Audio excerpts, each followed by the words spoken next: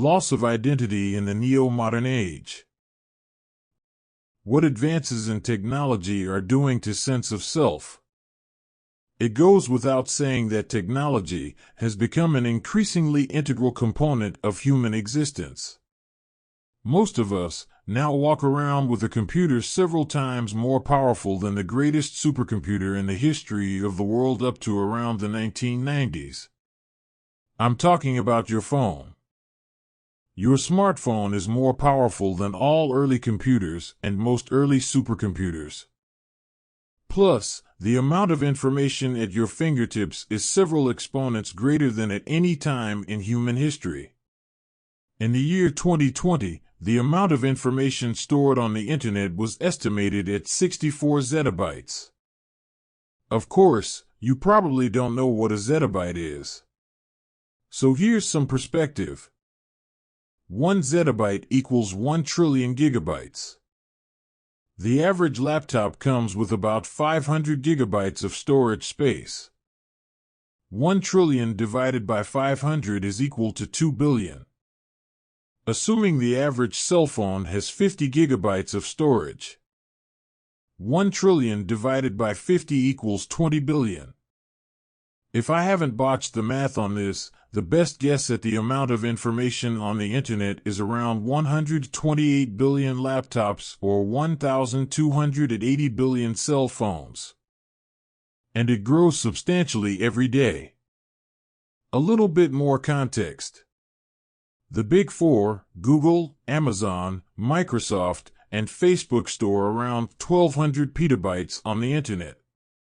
A petabyte is roughly equivalent to 1 million gigabytes, plus or minus 40,000 or so. So the Big Four alone store 1.2 billion gigabytes of information. If we were to convert that into audio files, we would be able to listen to roughly 2.2 billion years of audio. Even if the very first organism on Earth started listening, we'd still have a few thousand years of catching up to do today. We'd probably be around I'm a Barbie girl by now. All of this context sets the stage for a very important discussion. How is technology changing our sense of self? Here's why the context matters. A large portion of that near inconceivable amount of information comes in the form of social media. Sure, technological innovations have made dramatic shifts in our lives in other ways. Irrigation gave us agriculture, wheels made transport exponentially faster, color TV gave us an easy way to disseminate information to entire populations. But social media is an entirely different beast. Instead of just making things faster, better, or easier, it's actually transforming our sense of self on a fundamental level. And maybe for the worse. Our sense of self. Our awareness of being aware is the fundamental bedrock of our existence. All of us have that fundamental level of awareness. Hopefully. The second most fundamental level of thought encompasses all of the things one level up from that. Our childhood memories and programming, the influence of our relatives and parents, the impact that siblings or a lack of siblings had on us, school, partners, the list goes on. All of these things come together to create who we perceive ourselves to be as an individual. Most of who or what we think we are actually came from other people. Here's an example. Right now, you probably have a set of beliefs around money. If you came from an average or below average family, then you probably believe that money is hard to come by, that it doesn't grow on trees. You know deep down that you have to work for money, even though that's not always the case. Let's take the polar opposite example, a spoiled rich kid. What do you think their beliefs about money are? Probably that it just comes to them, that they always have it no matter what and they don't have to worry about it. You cringe thinking about spending $150 on shoes. The rich kid doesn't even blink. Better example, everybody loves food. One way or another, you have a favorite of something. If you're from Boston, chances are that you love deep dish pizza and think it's the greatest thing to cross a table. If you're from New York, you probably disagree strongly. If you're from California, you probably think that In-N-Out seasons their burgers with heroin, but if you're from Texas, then there's no question Whataburger seasons their stuff with cocaine. And if you're African American, Caribbean, or Mexican, you think white people don't season food with anything. Because they don't. I'm kidding. But the belief is there, and you probably don't even question it. But why? Most of our thinking is done in assumptions. As we've gone down the rabbit hole of this particular subject, you've probably started to do some self-analysis. Why do I even like the Mets? Why is Drake my favorite rapper? Why? You're becoming aware, Neo. You live in the Matrix. A bundle of assumptions about life and the nature of reality that you didn't even know you had, but now cannot unsee. You're realizing that you make a lot more assumptions than you were aware of. Which isn't a bad thing, evolutionarily speaking. Back when many of our decisions were life or death, we didn't have time or calories to spare. Big scary cat behind us? Run or die. Brightly colored fruit on a tree? Good for food. People who don't look like us carrying weapons. Fight first, talk later. Of course, these are extreme examples, and I'm sure many strange groups of humans made attempts to communicate before resorting to violence. Since fighting costs calories, and serious injuries meant death. My point is that we have evolved very efficient mechanisms for conserving energy assumptions. By simply absorbing the biases and assumptions of people around us, we made our survival energy efficient.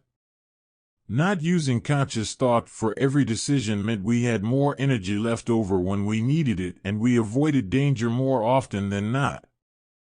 Hence, when our parents told us that money doesn't grow on trees when we were younger, we didn't question it.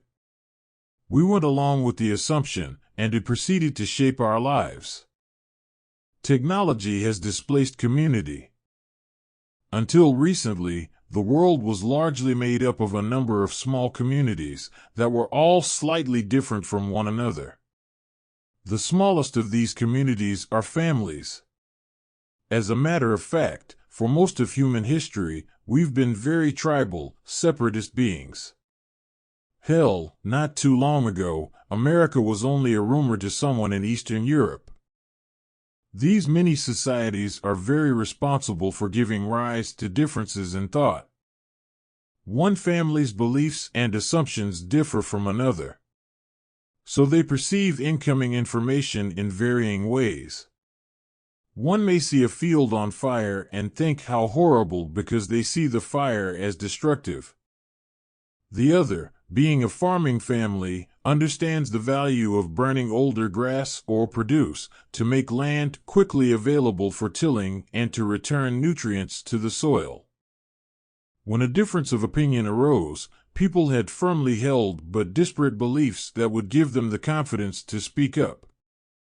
After all, their father, grandfather, and uncle all told them about how good the fire is for next year's yield.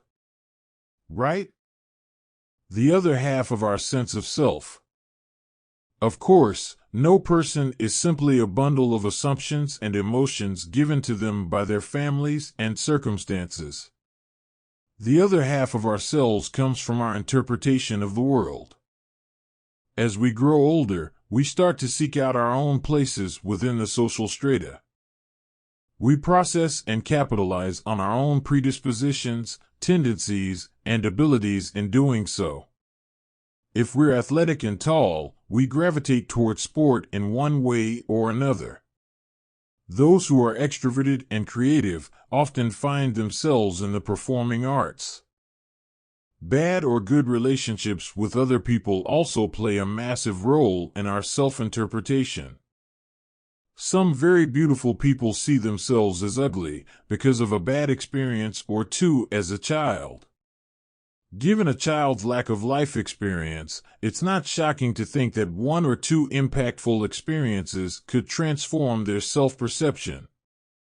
Obviously, there's a lot to explore here, and I won't be able to do it all in this video. Up until recently, according to psychologist Dr. Jim Taylor, our senses of self were constructed by about 50% external influence and 50% internal analysis.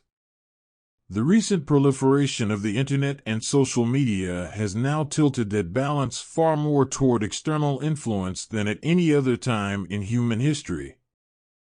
In the past decade, we've gone from being influenced primarily by the people closest to us to being primarily influenced by social media. Our brains are built to form and maintain connections with around 150 people. The majority of those connections won't be very close, they'll be acquaintances. Social media has inadvertently plugged us into a virtually limitless number of social connections. We've begun to judge ourselves and others based on the numbers of likes on posts and comments on a variety of content. We're also consuming more and more opinion-based content from people who don't even know us personally, nor have our best interest at heart, even if we don't want to.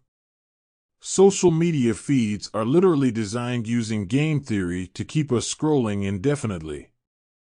Just today, you've probably snapped yourself out of a couple YouTube trances that started because you tapped on a single YouTube short that quickly became a 15-video streak. Don't believe me?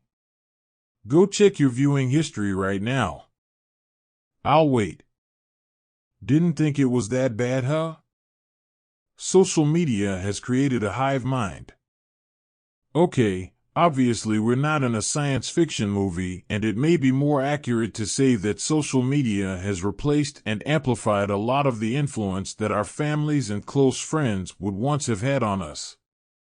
Nowadays, instead of engaging in thoughtful dialogue with the people around us, most of us consume our opinions from influencers, pundits, or reporters online.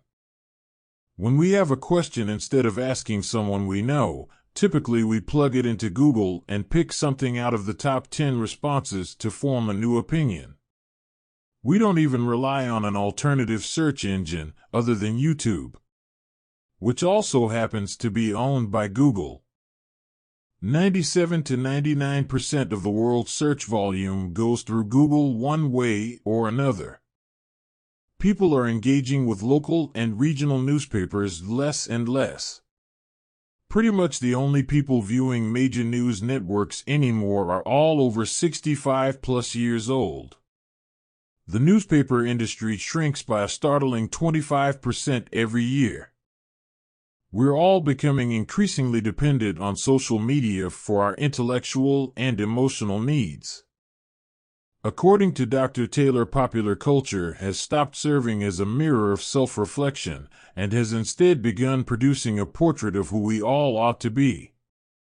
Instead of reflecting on the world and deciding on what it means to us and what it means to our authentic selves, people are increasingly concerned with being socially accepted. To quote him directly, "The goal for many now in their use of social media becomes how they can curry acceptance, popularity, status, and, by extension, self-esteem through their profiles and postings. Self-awareness and self-expression give way to impression management and self-promotion. In essence, our biological desire for social acceptance has been subverted by social media and has turned us into slaves of a sort to a global idea of what people should be. As we further engage with social media, the lines between our public and private selves become blurred. Persona and personality become one. Our identity becomes what we would like people to see, rather than who we really are. Our sense of self becomes a means for social acceptance, rather than the foundation of who we are. Ultimately, we may end up in a sea of sameness. monotonous babbling in unison with no depth or true meaning. What does this mean for the future? What is the answer? The answer to this problem is pretty simple: moderation. Making moderation popular, though? That part will be difficult, to say the least. The only real answer to groupthink is individualism. So it falls to you, dear reader, to be yourself. To think critically about the information you consume and genuinely question yourself. How do you feel about it? Whatever it is. Not how you think other people want you to feel about it. By having the courage to develop your own sense of self, you'll give other people the freedom to do the same. No need to preach to others who may disagree with you, or force your view of the dark side of social media onto them. Simply be yourself, but genuinely. Become cynical about the information you see online. Ask deeper questions. Is this really true? Is there another side to the story? Is there a perspective that I'm missing? Do the people telling me this really believe it, or are they just playing for points on social media? Without action on an individual level, we're practically doomed to becoming a hive mind. A group of individuals who all agree about everything all the time. Not because we've all reached the exact same moral conclusions and agree with them, but because social media will be what defines our sense of self. Without critical and individual thought, our measure of self will become what's liked on our social pages, and who decides that? We've seen that the internet overlords curate our access to a variety of content that they deem good or bad. But what gives them the standing to do so? What makes them superior to everyone else's moral compass and individual perspective? Wake up, Neo.